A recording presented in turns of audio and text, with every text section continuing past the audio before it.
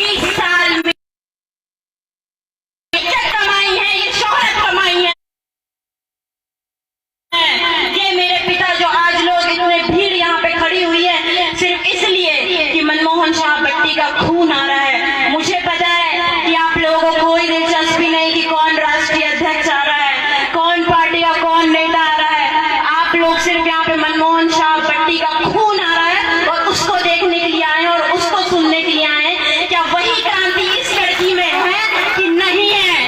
बोलिए, जवाब दीजिए। अभी भी मैं आप लोगों को बता दूं, हमारे हक अधिकार, हमारी धर्म, हमारी शैली, हमारी सभ्यता, हमारी धरोहर की रक्षा करना हमारा स्वयं का फर्ज है। कोई शासन इसमें आपका साथ नहीं देने वाला है। आपके घर में अगर चोर घुसेगा, आप स्वयं भगाएंगे या पड़ोसी आएगा भगाने के लिए? बताइए, चोर को भगाने आप स्वयं आएंगे ना? हमारी समाज संस्कृति, हमारी सभ्यता को अगर कोई तोड़ने की, बिखेरने की, दादा जी सेवा जोहार, थोड़ा सा साइड हो जाइए, अभी बात करती हूँ। हाँ बिल्कुल बिल्कुल, आ जाइए मंच पे। हमारी धर्म, शैली, सभ्यता, धरोहर से अगर कोई छेड़खानी करती है तो मैं चाहूंगी कि एक एक बच्चा निकले यहाँ से, वो बोले कि ये मेरा है, इसको तुम हाथ नहीं लगा सकते। और आप लोग मुझे इतना आशीर्वाद दो।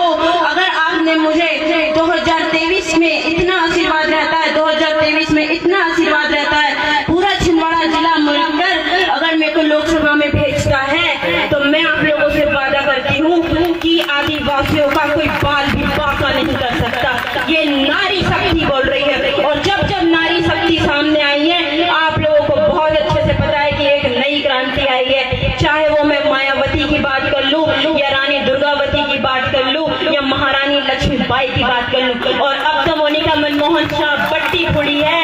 ऐसा खून, गरम खून, मनमोहन शाह बट्टी का खून, मनमोहन शाह बट्टी का खून है ये। ऐसी क्रांति लाऊंगी, बस आप लोगों का आशीर्वाद और सहयोग चाहिए मेरे को। इसी तरीके से आशीर्वाद, प्यार। और हम लोगों ने अभी कुछ योजना बनाई है, क्योंकि मेरे पिता ने यहाँ पे पार्टी की स्थापना की थी 26 जनवरी में 2009 में। तो इस वर्ष, आने वाले वर्ष में जनवरी में हम लोग फिर से कार्यक्रम करने की तैयारी कर रहे हैं देवगढ़ में ही। जैसे मेरे पिता ने यहाँ पे रक्तदान किया था, उसी तरह मैं भी अपना रक्तदान करने वाली हूँ और पूरी तरीके से समाज के लिए समर्पित होने वाली हूँ। इसी तरह लगातार आप लोगों के लिए, आपकी सेवा में हमेशा हाजिर रहने वाली हूँ। कोई भी किसी भी वक्त मुझे संकोच नहीं करेगा। मनमोहन शाह बट्टी ने ऐसा नाम करके गया है कि एक फोन में काम होते हैं। मनमोहन शाह बट्टी का बस नाम बोलूं कि मोनिका मनमोहन शाह बट्टी बोल रही हूँ, एक फोन में काम होते हैं। इसलिए ये जो ताकत हमको, जो आपके नेता ने जो देखे गए हैं, मेरे पिता ने जो मुझे देख के गए हैं, उसे कम मत समझना, ना ही कभी कमजोर होना, ना कभी अपने आप को अकेला समझना। मैं बहुत अच्छे से समझती हूँ कि हमारे ऊपर से जब एक छाया जाती है तो हमें कैसा महसूस होता है। मुझे पता है, मेरे ऊपर से पिता का साया गया है। आप लोगों के पिता ही थे, आप लोगों के समाज के संरक्षक थे, जो 20 सालों से लड़ रहे थे हमारी संस्कृति, हमारी सभ्यता, हमारी भाषा के लिए। भाषा की आवाज उठाई, आपको पता चला कि उसे लागू होने वाली है बहुत जल्द। हो सकता है कि अगले वर्ष वो स्कूलों में लागू हो जाए। गोंडी भाषा को मान्यता दे दी गई है। ये पापा 20 साल से कर रहे थे। पिछले साल विधानसभा में ये बिल पास हो चुका था भाषा का। इस सभी के लिए मैं आपको बधाई देती हूँ कि कम से कम हमारी भाषा को वो जगह, वो स्थान मिला जो मिलना चाहिए था। और रही हमारी संस्कृति, हमारी संस्कृति यही है जो हम हैं।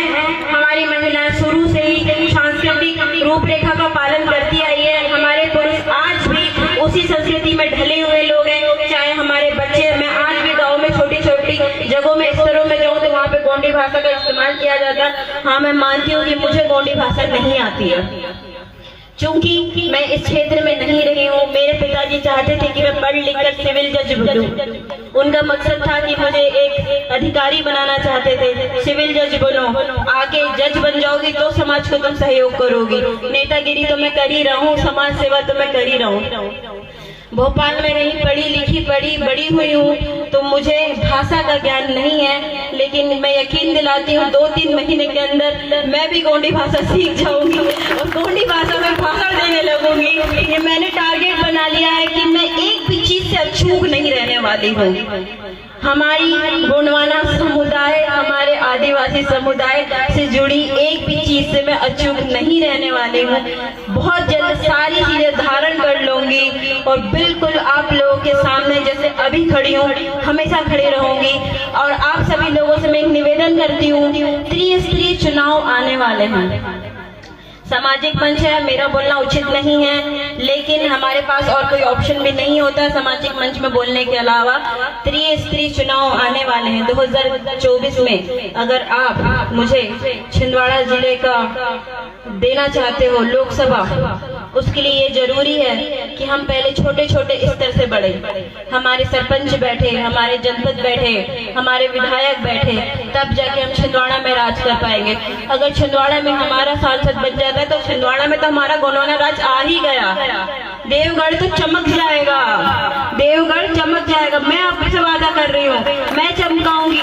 यहाँ पर अभी जो देवगढ़ की जो स्थिति है, जो स्थिति दिख रही है, मुझे नहीं लगता किसी भी धर्म समुदाय के ऐतिहासिक जो उन लोगों के संसाधन है या उनकी धरोहर है, उनकी ऐसी हालत होती होगी जैसे हमारे ऐतिहासिक धरोहर की आज हालत है। आप चाहे कचारगढ़ में जाके देख लो, आप चाहे देवगढ़ में जाके देख लो, एक सफाई कर्मचारी तक नहीं है। आप है यहाँ के अध्यक्ष देवगढ़ के। आप सभी लोग मुझे वादा करें, हफ्ते में एक दिन हर घर से एक व्यक्ति की ड्यूटी लगेगी। 2 व्यक्ति एक एक घर को उठाइए, साफ सफाई बढ़िया चालू कराइए। हमको खुद ही सजाना है। देवगढ़ किसी का नहीं है, हमारा स्वयं का है, हमारे राजाओं का है। उनने हमारे लिए छोड़ के गए हैं, वो हमारे लिए राज है, वो हमारा। जिस तरीके से मेरे पिता ने मेरे लिए पार्टी छोड़ के गए हैं, मेरे लिए आप लोगों को छोड़ के गए हैं, एक तरीके का साम्राज्य छोड़ के गए हैं, वो राजाओं ने भी हमारे लिए छोड़ के गए हैं। तो उसको साफ सफाई, उसके संरक्षक की जिम्मेदारी हम लोगों की होती है।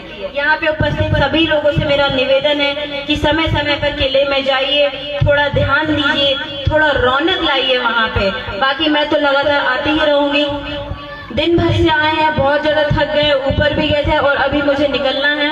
सभी को सेवा जोहार करती हूँ। एक बार जोरदार तालियां राष्ट्रीय अध्यक्ष श्रीमान मोनिका शाह भट्टी के लिए कि वो आज शका समाज के विषय में बहुत सारे भावनात्मक विचार शका समाज को दिए। अंधकार से प्रकाश की ओर ले जाने वाले ऐसे रास्ते बताए। आपको चयन करना है।